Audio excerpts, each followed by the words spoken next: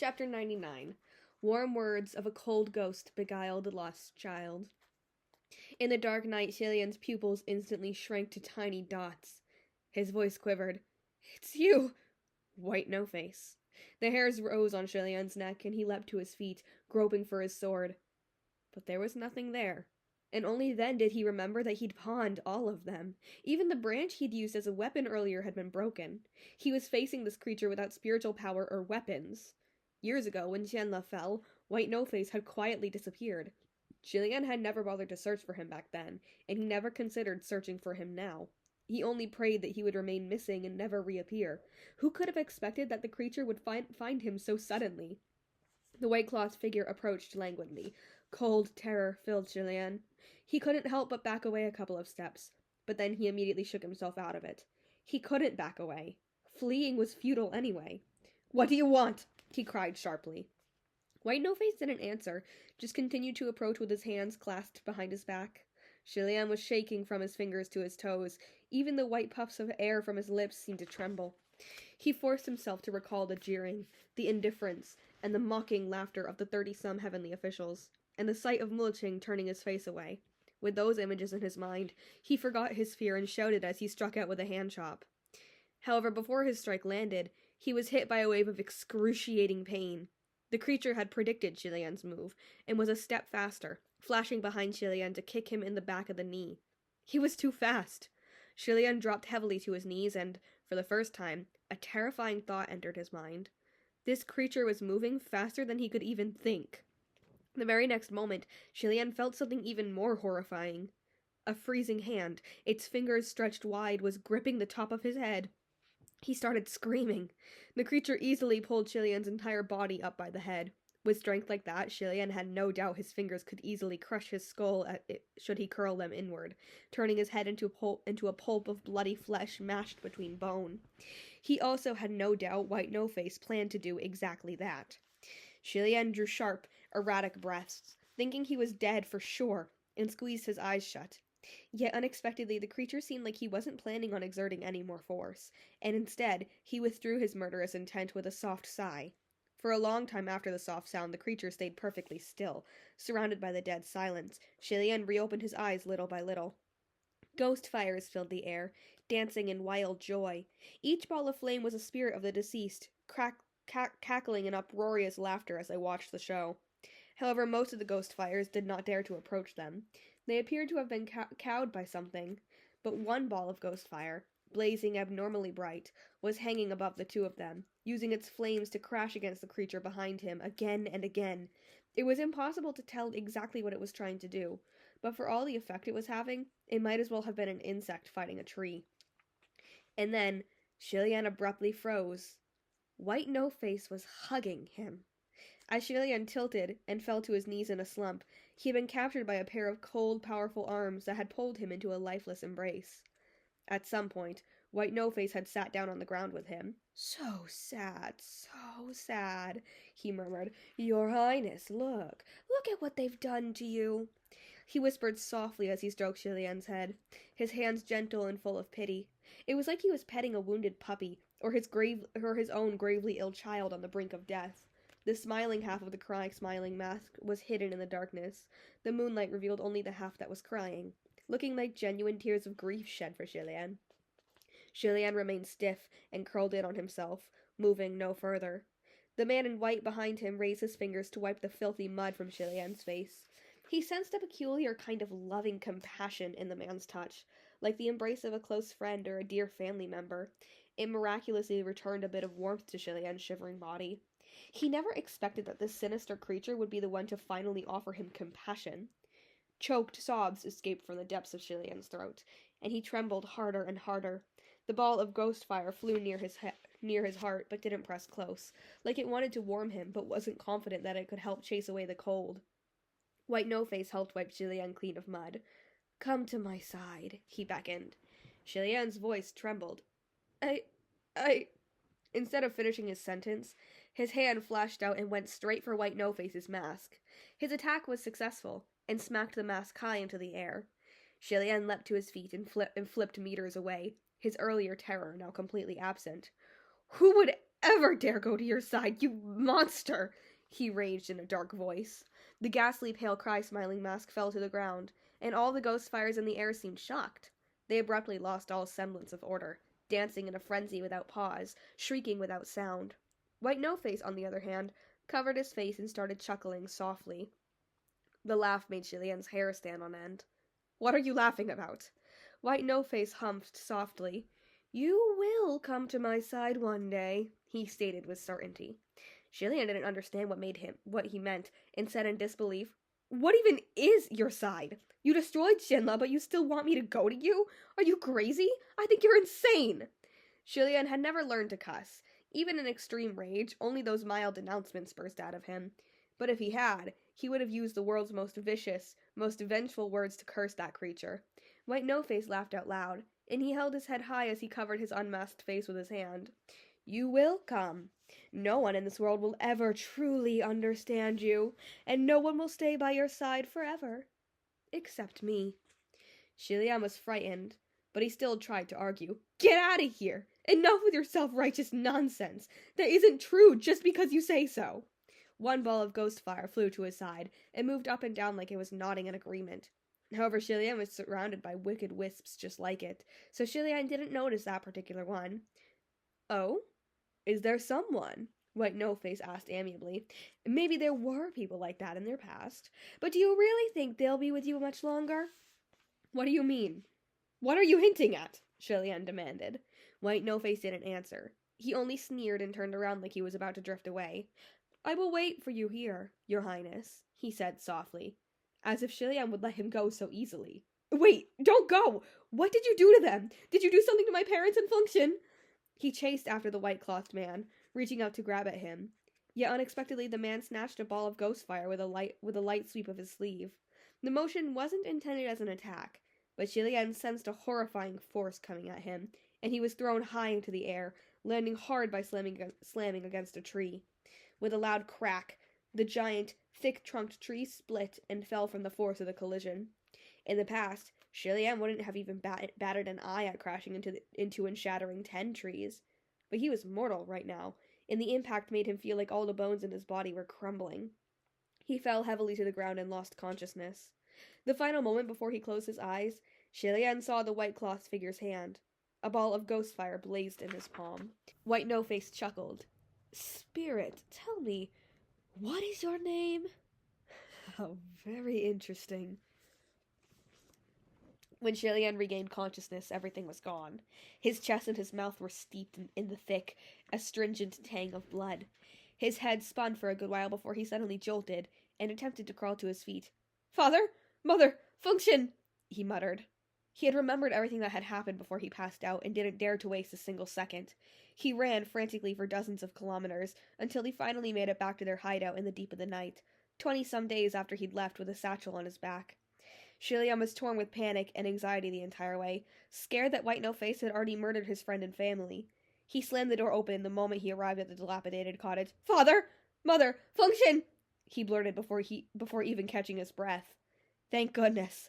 The house didn't look as wretched as he had dreaded. There was nothing out of place, either. It still looked exactly the same as when he had left.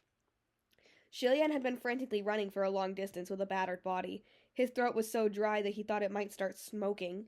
He relaxed a little, then swallowed and continued deeper into the house. Function! Where are you guys? He pushed a door open, and his voice died in his throat.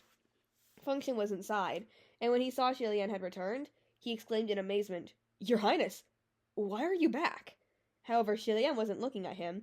He was staring intently at the one facing Function. A black-clad man stood there. It was Muliching. Muliching turned his head and saw Julien. He pressed his lips together, looking grim. Function went around him and came over to greet Julien. Didn't you go train? How was it? I thought you'd be gone for several months, at least. Did you come back so soon because you made good progress? Julien stared at Muliching. Where are father and mother? Sleeping in their room. They've already gone to bed, Function said. Why are your clothes so dirty? What's with the cuts on your face? Who'd you fight? Julien didn't answer. Only when he heard his parents were fine did he completely relax. And he turned to Muliching. Why are you here? Muliching didn't speak, so Function replied on his behalf. He came to deliver some stuff. What stuff? Julien questioned. Muliching raised his hand slightly and pointed to the side, where there were several large, clean sacks that probably contained rice or grain. Seeing Shilian so quiet, Muqing said softly, I heard you need medicine. I'll think of a way to get some later. Sounds good, Function said. I'll give my thanks, then. We do need all that stuff right now.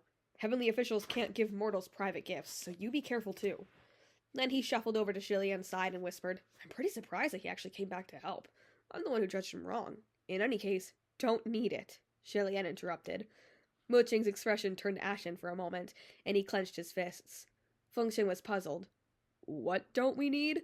I don't need your help, Shilian said each word slowly and clearly. I also don't want any of your stuff. Please leave. When he heard the words, please leave, Muqing's face got even more glum. Now Function noticed that something was wrong. Just what is going on? Muqing bowed his head. I'm sorry. They'd known Muqing for so many years, but this was the first time they ever heard him say those words. It was also his first genuine apology, but there was no more room in Shilian's mind for surprise. Please leave! With that, he lost his temper and started throwing the sacks at Muqing. White rice spilled across the ground and made a mess of Muqing. Nonetheless, the black-clad man only raised an arm to block and held back from making any further move. Startled, Function held Shilian down. Your Highness, what's going on? What did he do? Didn't you leave to cultivate? What happened out there? As he was held down, Shilian said with red eyes, Why don't you ask him? I did go to train, but why don't you ask him why I've returned? Their argument was too noisy, and the queen was startled awake in her room. She emerged after pulling on an outer robe. My son, you've returned? What happened to you? Nothing, Function quickly assured her. Your Majesty, please go back inside. He forcefully pushed her back into her room and closed the door. Then he demanded, What did you do? Muqing, what did you do? Your Highness, did the cuts on your face come from him? Shilian's breathing was growing increasingly frantic and erratic, and he couldn't utter a single word. It wasn't me, Muqing exclaimed. I didn't hit His Highness. I only asked him to leave. Other than that, I didn't say anything harsh, and I didn't move against him. They were determined to take over the spiritual land, and it would have kept escalating if you didn't leave. You! With just those few words, Function got the gist of what had transpired, and his eyes widened, and he pointed at Muqing, unable to speak. A moment later, he bent down and grabbed his sack, then flung it at Muqing. Get out, he roared. Get out, get out, get out! Muqing was once again hit in the face by the sacks of rice he had brought, and backed 2 steps away. All 3 of them were panting harshly. I was wondering why you had suddenly had a change of heart, Function cried. I can't fucking believe this! Holy shit! Don't let me see you ever again! Yes, I was wrong, I admit it, and I apologize, Muqing exclaimed with a cracked voice. But I wanted to solve our current problems before considering anything else. Your parents and my mother, the 3 of us, who knows how long we would have had to struggle in this quagmire. But I thought that if I went back first, maybe we'd still have a chance. Oh, fucking bullshit! Enough with your bullshit! Function cursed. No one wants to hear your excuses. Get out, get out, get out, get out, get out, get out, get out! Muqing tried again. If you put yourself in my shoes, Function cut him off. I told you I've had enough of your bullshit. I'm not listening. I just know that even in your shoes, I wouldn't have done what you did. No need to put myself in your shoes because you're nothing more than a traitor. Muqing looked angry now, and he took a step forward. When His Highness was in a tight spot, wasn't he forced to commit robbery? So why can't you accept hardship as an excuse when it comes to me? Function sputtered. Huh? Robbery? Who committed robbery? His Highness robbed someone? What crap are you fucking saying? Shilian stopped breathing. Watching Function's rage gradually turn to shock, Muqing finally realized something wasn't right, and he hesitantly turned to Shilian.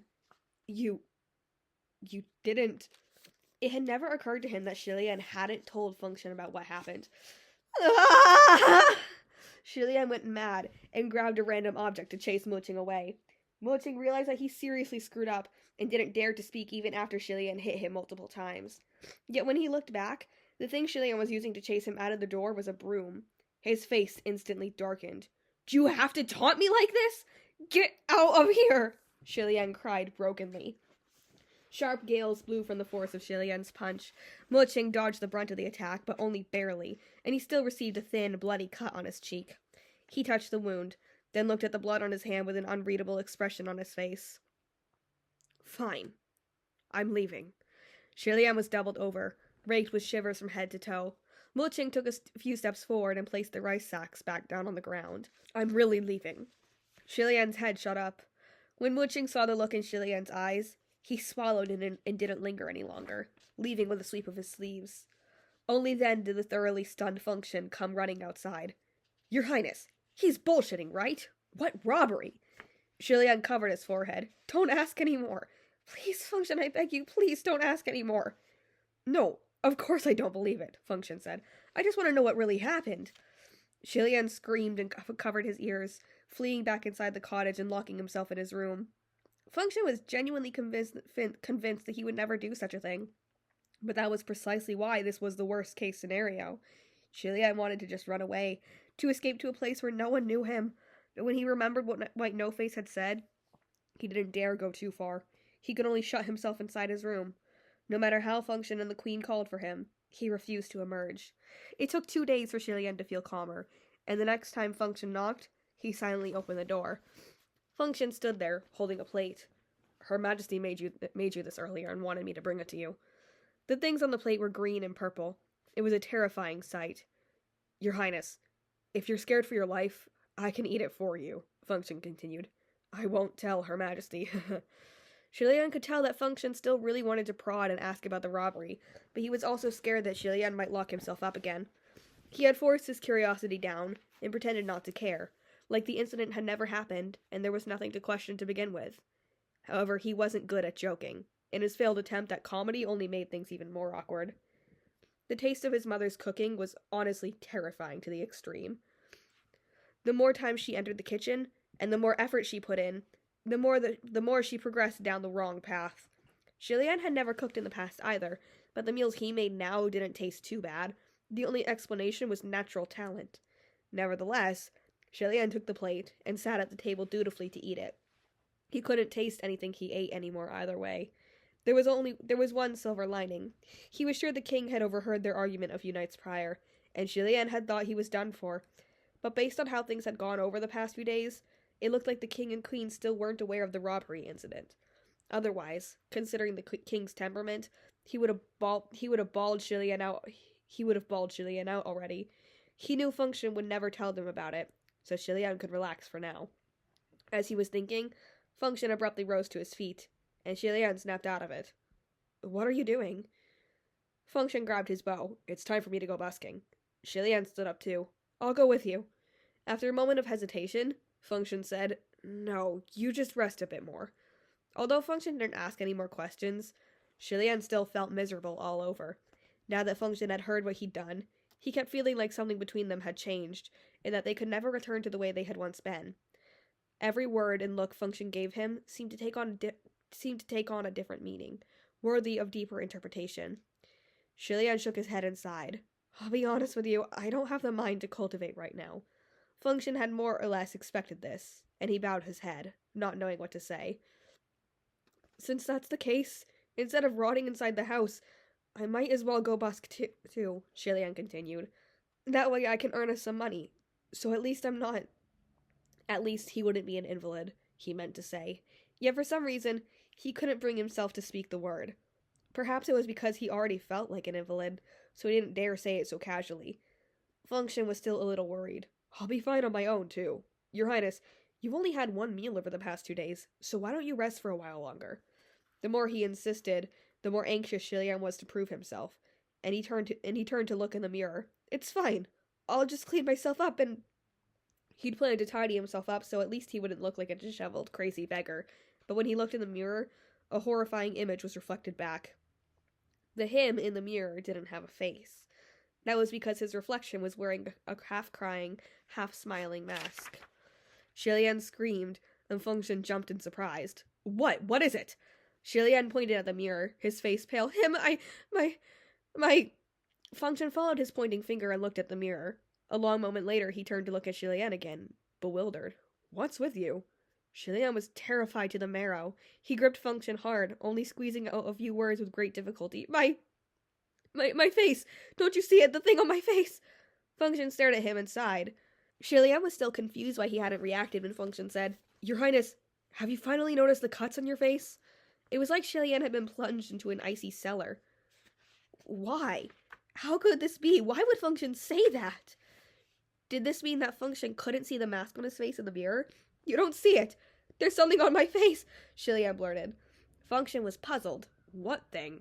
What do you mean? I don't see anything. Shilian looked at the mirror again. That's impossible, But when he looked again, the mask on his reflection's face had disappeared. Only his own panicked expression looked back at him. There were a few bruises and crisscrossing cuts all over his face.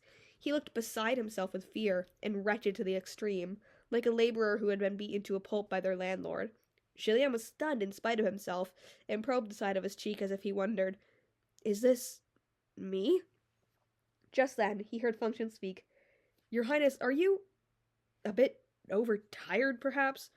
Or are you just exhausted from being angry, from being angry at that stinking bastard? Listen to me.